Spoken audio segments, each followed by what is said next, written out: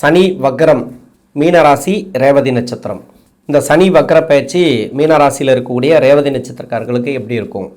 ராசிக்கு 4ஆம் அதிபதினு சொல்லக்கூடிய புதனோட நட்சத்திரத்திலேருந்து, அதாவது ரேவதி நட்சத்திரத்திலேருந்து 2ஆம் பாதத்திலிருந்து உத்திரட்டாதி நட்சத்திரம் 2ஆம் பாதத்துக்கு வரார். இந்த ரேவதி நட்சத்திராதிபதி 4ஆம் அதிபதினு சொல்லக்கூடியவர், 7ஆம் அதிபதினு சொல்லக்கூடியவர். உத்திரட்டாதி நட்சத்திராதிபதி சனி, விரையாதிபதி, லாபஸ்தானாதிபதி. இந்த நட்சத்திரத்தில் வக்ரமாகும்போது மீனராசி, அதுலேயும் 7.5 சனி போயிட்டுருக்கு, ஜென்ம சனியா நிறைய பாடத்தை கற்றுக் கொடுக்குறார். சொந்தங்கள்லாம் என்ன, நட்புனா என்ன, யாரெல்லாம் துரோகங்கள் பண்ணியிருக்காங்க, நிறைய துரோகங்கள் நடந்திருக்கும், மன வலி வேதனை அத்தனையும் அனுபவிச்சிருப்பீங்க ஜென்ம சனியில். 2023 மீனராசிக்கு கொஞ்சம் டஃப்பாக போயிட்டுருக்கு, ரொம்ப கஷ்டகாலமாக போயிட்டுருக்கு. அதுக்கு முன்னாடியே ஒரு சில பேர் தசாபதி ரீதியாக பாதிக்கப்பட்டிருந்தால் 2020 கூட இருக்கலாம். அந்த 2023 தான் 7.5 சனி ஆரம்பிச்சது. இந்த 7.5 சனி அப்படிங்கிறது என்னென்னா ஒரு புயல் மாதிரி. அந்த புயலுக்கு ஒரு கட்டடம் தாங்குமா? கட்டடம் பேஸ்மெண்ட்டெல்லாம் ஸ்ட்ராங்காக இருந்துச்சுனாக்கா அந்த கட்டடம் தாங்கும், ஒன்றும் பண்ணாது. கட்டடம் ஸ்ட்ராங்காக இல்லை அப்படின்னா தூள் தூளாகி விட்டு போயிடும். அது மாதிரி தான் நான் சொல்கிறது. கட்டடம் அப்படின்னாக்கா தசாபுத்தி. யோக தசைகள் நடந்தால் யோகத்தை கொடுத்துரும் சனி. அவயோக தசைகள் நடந்துச்சுனாக்கா அதுவும் சேர்ந்து கொடுக்கும்.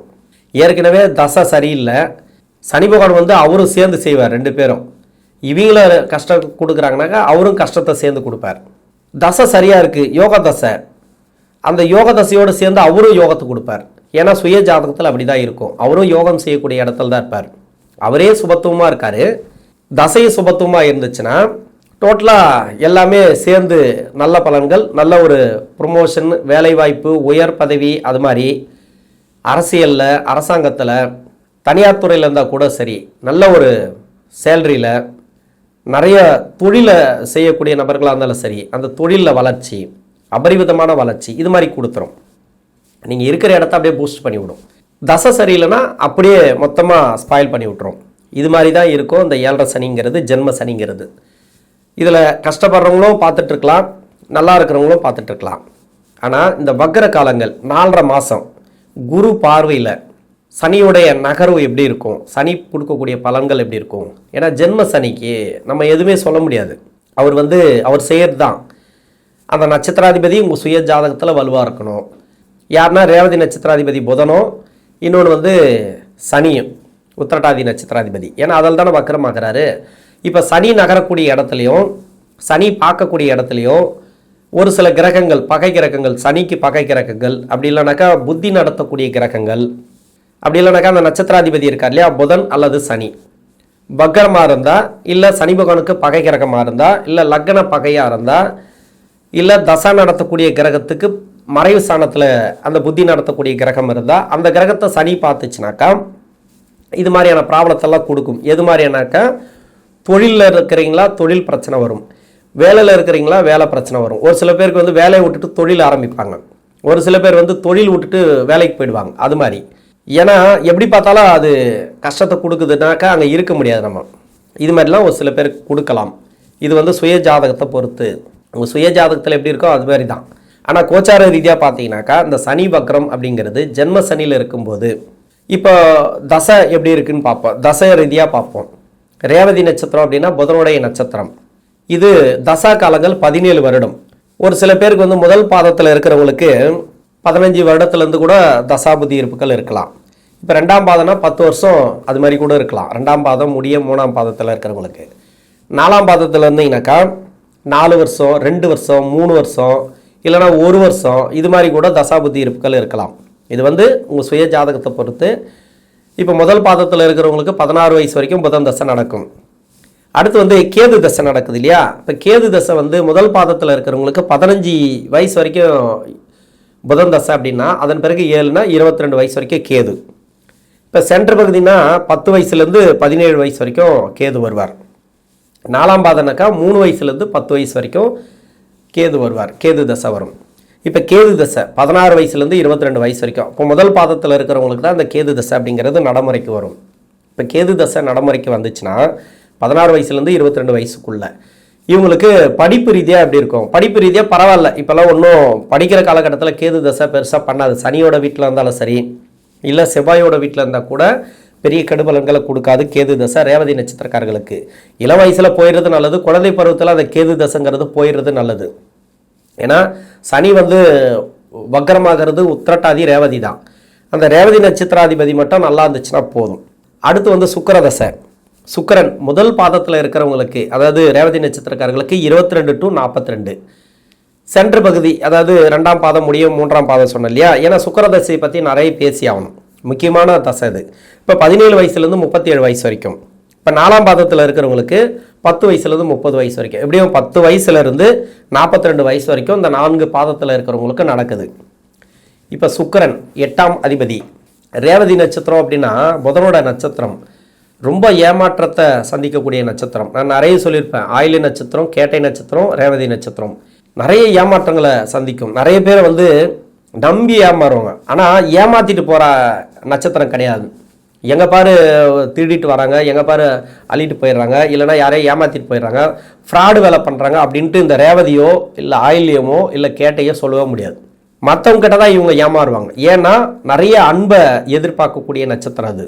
அன்பை எதிர்பார்த்து ஏமாறக்கூடிய நட்சத்திரம் நிறைய பேர் பார்த்துருக்குறேன், பேசி பழகி பார்த்துருக்கேன் நான். ஆனால் ஈஸியாக ஏமாறுவாங்க, அதாவது ஈஸியாக ஏமாந்தது சொல்லுவாங்க, ஒன்றுமே இருக்காது, அவங்க அவ்வளோ ஈஸியாக ஏமாந்துருப்பாங்க. ஆனால் நல்லா தான் இருக்கிறாங்க, இல்லைன்னு சொல்லலை. ஆண்டவ முனியத்தில் இந்த நட்சத்திராதிபதியெல்லாம், அந்த புதனோட நட்சத்திரம்லாம் நல்லா தான் இருக்கிறாங்க. ஏதோ ஒரு வகையில் கடவுளை அவங்களுக்கு கொடுத்துருவாங்க, அந்த கடவுளை காப்பாற்றிடுவான். இப்போ அந்த சுக்கிர தசை இருக்கு இல்லையா, 3 8ஆம் அதிபதி. இப்போ சனி வக்கர காலத்தில் ஒரு சில பேருக்கு வேலை தேடக்கூடிய இடத்துல இருந்தீங்கன்னாக்கா வேலை கிடைக்கும். 22 வயசில் இப்போ ஒருத்தர் இருக்காங்க, 22 to 25 இருக்கிறவங்களுக்கு கன்ஃபார்மாக வேலை மாற்றம் உண்டு. நல்ல ஒரு வேலையாக இருக்கும், அதாவது வேலையில் இருக்கிறாங்க அவங்க நல்லா இருக்கும் அந்த வேலை ஒன்று. இன்னொன்று வேலை தேடிட்டு இருக்காங்கன்னா வேலை கிடைக்கும். வேலையில் சிக்கல் இருக்குன்னா அந்த வேலை சிக்கல் தீரும். இப்போது அதாவது முதல் பாதத்தில் இருக்கிறவங்களுக்கு இப்போ படிக்கிற காலகட்டத்தில் தான் படிப்பு நல்லாயிருக்கும், சிறப்பாக இருக்கும். இப்போ 22 வயசுக்கு மேலே இருக்கிறவங்களுக்கு நல்ல ஒரு மாற்றங்களை நீங்கள் எதிர்பார்க்கலாம். அடுத்து வரக்கூடிய தசைலாம் பார்த்தீங்கன்னாக்கா சுக்கிரனுக்கு அப்புறம் சூரியன், சந்திரன், செவ்வாய், ராகு எல்லாம் வரும். இதெல்லாம் அவயோக தசைகளா இல்லை நல்ல தசைகளா அப்படின்ட்டு சுய ஜாதகம் சொல்லணும். பிறப்பு கர்மா இருக்கணும், நல்லா இருக்கணும் அந்த கர்மாங்கிறது. இப்போ சரியில்லை அப்படின்ற பட்சத்துக்கு இந்த படிக்கிற காலகட்டத்தில் ஒரு சில பேருக்கு காலவாரி விட்டுரும். அதாவது படிப்பு திசை மாற்றி தப்பான வழியில் போகிறது, தப்பான பழக்க வழக்கங்கள் இருக்கிறது. இன்னொன்று பார்த்தீங்கன்னாக்கா தவறான நடைமுறை, அப்பா அம்மா பேச்சு கேட்காம இருக்கிறது. இன்னொன்று இந்த வயது காலகட்டத்தில் லவ் திருமணம் பண்ணுறது. இப்போ இவங்களுக்கு 7.5 சனி அப்படின்னா வீட்டில் யாருக்கானா 2-3 பேருக்கு 7.5 சனி போகும், ஃபுல்லாகவே 7.5 சனியாக போகும். ஏன்னா சனி தசை சம்மந்தப்பட்டது ஏன்னா போகலாம், வேற யாருக்கா. அது மாதிரி போகிறவங்களுக்கு வீட்டில் நிறைய பேர் இருக்காங்க இல்லையா, 2-3 பேர் இருக்காங்கன்னா எல்லாருக்குமே டைம் சரியில்லைனாக்கா உடனே இது லவ் கொடுத்து இந்த 18-19 வயசில் கல்யாணம் பண்ணி அதை பிடிக்காத இடத்துல போய் கல்யாணம் பண்ணி குடும்பமே போயிட்டு இதில் நிற்கிறது, போலீஸ் ஸ்டேஷனில் போய் நிற்கிறது, ரொம்ப கஷ்டப்படுறது, அவமானப்படுறது, பசங்களால் அவமானப்படுவாங்க அப்பா அம்மாலாம். இது மாதிரிலாம் ஒரு சில பேருக்கு கொடுக்கும். இது எல்லாருக்குமே இல்லை. இது காரணமே என்னன்னாக்கா தசை சரியில்லை. அதாவது பின்னாடி வரக்கூடிய உங்களுக்கு அடுத்தடுத்து வரக்கூடிய சூரியன், சந்திரன், செவ்வாய் எல்லாம் பார்த்தீங்கன்னாக்கா ஏற்குமாறாக இருக்கும். இப்போ சனி பார்வையில் மாட்டியிருக்கும் அவங்களுக்கெல்லாம் பார்த்தீங்கன்னாக்கா இது மாதிரி பிரச்சனையை கொடுத்து வாழ்க்கையை கேள்விக்குறியாக்கி விட்டுரும். அதனால் நான் சொல்ல வர ஒரே ஒரு விஷயம், நான் புத்திமதி சொல்லலை, ஜாதக ரீதியாக என்னோட அனுபவத்தில் நான் சொல்கிறேன். பின்னாடி இருக்கக்கூடிய தசைகள் எப்படி வேணால் போட்டோம், நல்ல தசைகளோ இல்லை கஷ்டப்படக்கூடிய தசைகளோ எப்படி வேணால் இருக்கலாம். அதை நம்ம சமாளிக்கணும் அப்படின்னா 16 to 22 அதாவது படிக்கிற காலகட்டம் ஒன்று இருக்குல்ல, அதில் எவ்வளோ கஷ்டப்பட்டு படிக்கிறீங்களோ அந்த அளவுக்கு லைஃப் நல்லாயிருக்கும் உங்களுக்கு. இப்போல்லாம் 10 வயசுலேயே அப்பா அம்மா யோசிக்க ஆரம்பிச்சுறாங்க, தன்னுடைய குழந்தை என்ன படிக்கணும், என்ன மாதிரியான லைஃப் அனுபவிக்கணும், நல்லா இருக்கணும் அப்படின்றதுக்காகலாம் நிறைய அவங்க கஷ்டப்பட்டு படிக்க வைக்கிறாங்க. அதெல்லாம் இருக்குது. ஆனால் அதுக்கேற்ற மாதிரி இந்த டைமில் முக்கியமாக நீங்கள் ரொம்ப படிப்பு, அதாவது இதுக்கெல்லாம் ராசி நட்சத்திரம்லாம் பார்க்க தேவையில்ல. உங்களுக்கு என்ன எதிர்காலத்துக்கு இப்போ டெக்னாலஜி வளர்ச்சிக்கு என்ன படிக்கணுமோ அதை படிக்கணும். எதிர்காலத்துக்கு வரக்கூடிய காலத்தில் வேறு மாறிட்டே இருக்கும். அதுக்கு அதை சமாளிக்கிற அளவுக்கு அதுக்கு நமக்கு குவாலிஃபிகேஷனை உருவாக்கிட்டு படிச்சிட்டிங்கனாக்கா இந்த காலகட்டம் அப்படிங்கிறத விட அடுத்த காலகட்டம் வரக்கூடிய தசைகள் உங்களுக்கு சரியில்லை, ரொம்ப கஷ்டப்படக்கூடிய தசைகளாக இருந்தால் கூட அதை சமாளிப்பீங்க. அதே மாதிரி நல்ல தசையாக இருந்தால் கூட நல்ல ஒரு உயர் பதவி, நல்ல ஒரு உயரத்துக்கு போகிறது, நல்லா செட்டில்ட் ஆகிறது, வெளிநாடு போய் செட்டில் ஆகிறது, வெளிநாட்டில் சம்பாதிச்சு இங்கே செட்டில் ஆகிறது, இது மாதிரி நிறைய உங்களுக்கு நல்ல பலன்கள் கிடைக்கும். அதாவது நமக்கு எதிர்காலம் எப்படி இருக்குன்னு தெரியாது, அதை சமாளிக்கக்கூடிய ஒரு பேஸ்மெண்ட் அப்படின்னாக்கா இங்கே படிக்கிற காலகட்டம் தான். இதை நல்லபடியாக படிச்சிருங்க. ஏன்னா அடுத்தடுத்து வரக்கூடிய தசைகள் வந்து ரொம்ப கஷ்டத்தை கொடுக்கக்கூடிய தசை மீனராசிக்கு. இன்னொன்று ரேவதி நட்சத்திரக்காரர்களுக்கு பார்த்தீங்கன்னாக்கா, ரேவதி நட்சத்திரத்தில் பெண் குழந்தைகள் பிறந்தால் நல்லா படிக்க வைங்க. திருமணம் அப்படிங்கிறது அவசரப்பட்டு பண்ணாதீங்க. ஏன்னா அந்த சுக்கிரதசை பார்த்தீங்கன்னாக்கா 22 to 40 வரைக்கும் வருது. இன்னொன்று 10 வயசுலேருந்து 30 வயசுக்குள்ளே வரும். திருமணம்லாம் ரொம்ப பார்த்து பண்ணணும். இது அஷ்டமாதிபதி தசை இல்லையா, நமக்கு ஏற்கு மாறாதான் இருக்கும். நம்ம திருமணம் பண்ணி ஒரு இடத்துல கொடுப்போம், அங்கே பார்த்தீங்கன்னாக்கா அது வேறு மாதிரி இருக்கும். அது மாதிரி நிறைய பேருக்கு கெடுத்து விட்ருக்கு திருமணம் அப்படிங்கிறது. இன்னொன்று சுய ஜாதகத்தில் சுக்கிரன், செவ்வாய், குரு இந்த 3 பேரே பார்க்கணும். இவங்க கெடாமல் இருந்தாங்கனாக்கா அந்த திருமண வாழ்க்கைங்கிறது நல்லாயிருக்கும். இல்லைன்னா ரொம்ப கஷ்டத்தை கொடுத்துரும். அப்போ படிக்க வச்சு ரொம்ப லேட் மேரேஜ் பண்ணால் கூட பரவாயில்ல. இந்த ரேவதி நட்சத்திரக்காரர்களுக்கு பெண் குழந்தைகளுக்கு லேட் மேரேஜ் பண்ணாலும் பரவாயில்ல, ஆனால் அது நல்லா பண்ணணும். 29 அந்த லெவலுக்கு பண்ணால் சிறப்பு. இந்த சுக்கிரதசை அதை பார்த்து தான் பண்ணணும். இது மாதிரி இப்போ திருமணத்துக்காக முயற்சி பண்ணுறீங்கன்னா ஜென்ம சனி, இப்போ திருமணம் சார்ந்து நெருக்கடி கொடுக்குதுன்னாக்கா கொஞ்சம் தள்ளி போடுறது நல்லது. ஜென்ம சனியில் வேண்டாம். இன்னொன்று வந்து நல்லபடியாக பாசிட்டிவாக போயிட்டுருக்கு, பரவாயில்ல, வரன் வருது, பதில் சொல்கிறாங்க, ஓகே, அது நீங்கள் தாராளமாக பண்ணலாம். உங்களுக்கு ஏற்ற மாதிரி வந்து குவாலிஃபிகேஷன் கரெக்டாக இருந்து அந்த வசதி வாய்ப்புகள் உங்களுக்கு பிடிச்சிருக்கு அப்படின்னா தாராளமாக பண்ணலாம். உங்களுக்கே தெரியும். இல்லை சார் ரொம்ப நாளாக ட்ரை பண்ணுறேன், பையனுக்கு வயசாகுது இல்லைனா பொண்ணுக்கு வயசாகுது, பண்ணியே ஆகணும் அப்படின்ட்டு மட்டும் நீங்கள் ட்ரை பண்ணாதீங்க. வயசெல்லாம் தூக்கி போடுங்க, ஒன்றும் பிரச்சனையே இல்லை. ஏன்னா கல்யாணம் பண்ணிட்டு கஷ்டப்படுறது கல்யாணம் பண்ணாமல் கஷ்டப்படலாம்.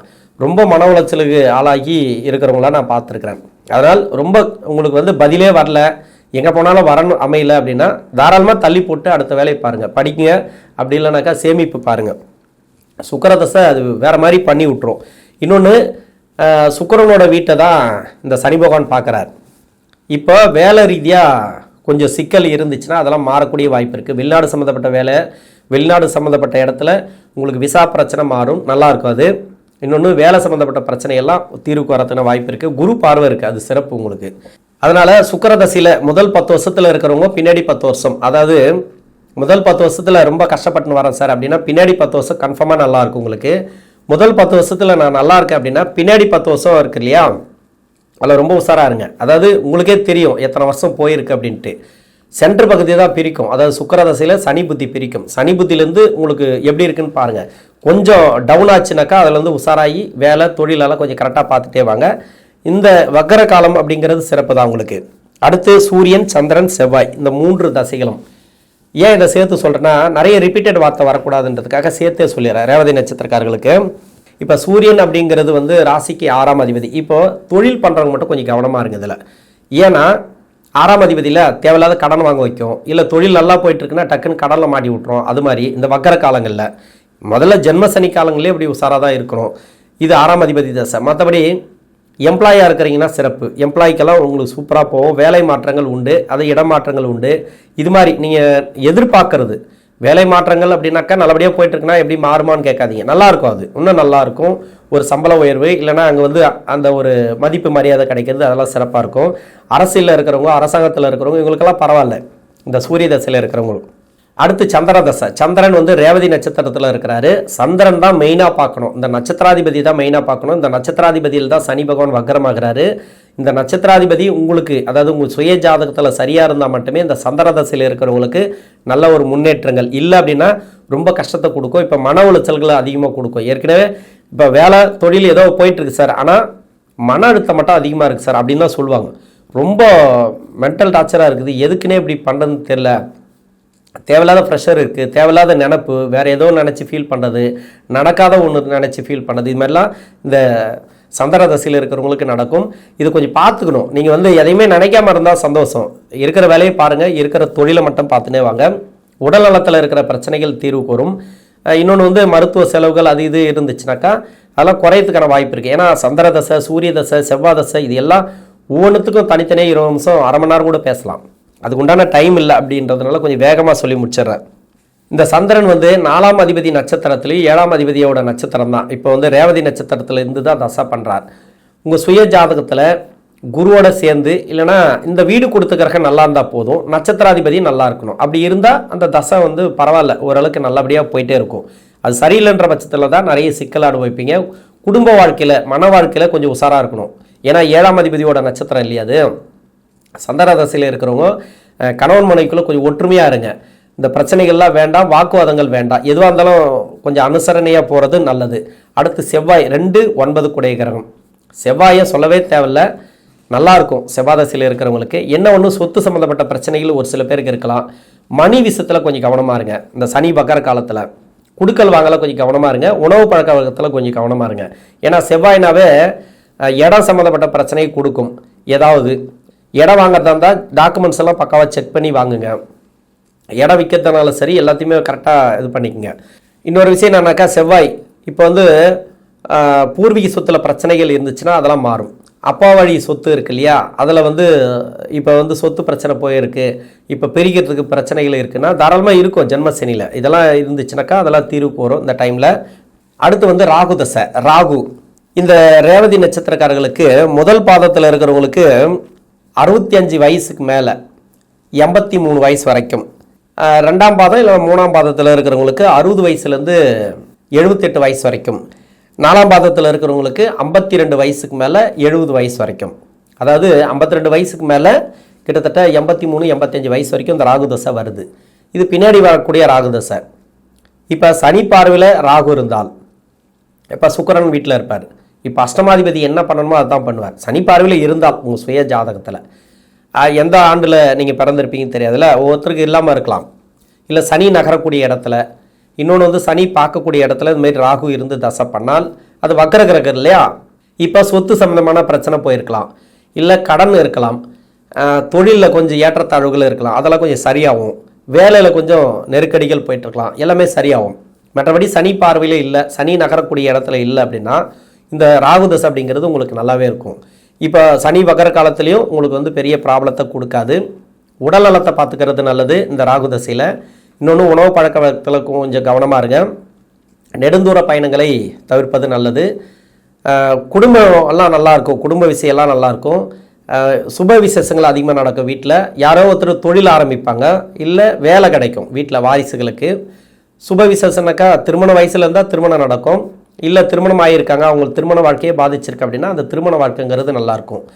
இது மாதிரி ராகு தசையில் நிறைய நல்ல பலன்கள் உண்டு. ஏன்னா குரு நல்லா இருக்கார் உங்களுக்கு. இப்போ வக்கரமாகக்கூடிய கிரகத்துக்கு இந்த வீட்டுக்கே குரு பார்வைங்கிறது உங்களுக்கு சிறப்பு, அருமையான டைம் அப்படின்னு சொல்லலாம். இப்போ மீனராசியில் இருக்கக்கூடிய ரேவதி நட்சத்திரக்காரர்களுக்கு தசாபுதி ரீதியாக சனி வக்கர பயிற்சி அப்படிங்கிறது நல்ல ஒரு மாற்றங்களை கண்டிப்பாக கொடுக்கும். நன்றி.